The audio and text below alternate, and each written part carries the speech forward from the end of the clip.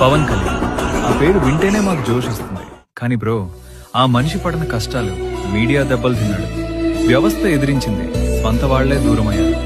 అప్పుడు చాలా మంది అన్నారు పవన్ రాజకీయాల్లో నెగ్గడు, వదిలేస్తాడు. కానీ అతను వదలలేదు. 2014 మార్చి 14 పవన్ కళ్యాణ్ ముందుకొచ్చి ఒక మాట చెప్పాడు. నేను జనసేన పార్టీని స్థాపిస్తున్నాను. అది కేవలం పార్టీ పుట్టుక కాదు బ్రో, అది ఒక సామాన్య మనిషి కోసం ఒక యోధుడు లేచి నిల్చున్న రోజు, కోట్ల మంది గుండెల్లో ఆశ పుట్టిన రోజు. 2019 ఎన్నికల్లో పార్టీ ఓడిపోయింది. మళ్లీ అందరూ అన్నారు ఇక అయిపోయింది.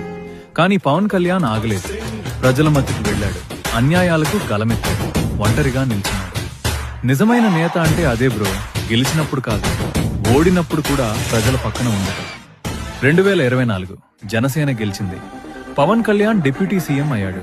అది చూసినప్పుడు బ్రో నాకు కళ్ళల్లో నీళ్లొచ్చాయి. ఎందుకంటే ఆ గెలుపు వెనక ఎన్నో సంవత్సరాల కష్టం ఉంది, ఎన్నో అవమానాలున్నాయి, ఎన్నో రాత్రులున్నాయి. కానీ ఆ మనిషి వదల్లేదు.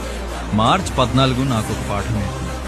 ఎన్ని ఒత్తిళ్లు వచ్చినా, ఎంతమంది నమ్మకపోయినా, ఎంత కష్టమైనా, నమ్మకంతో నడిస్తే గమ్యం తప్పకుండా వస్తుంది.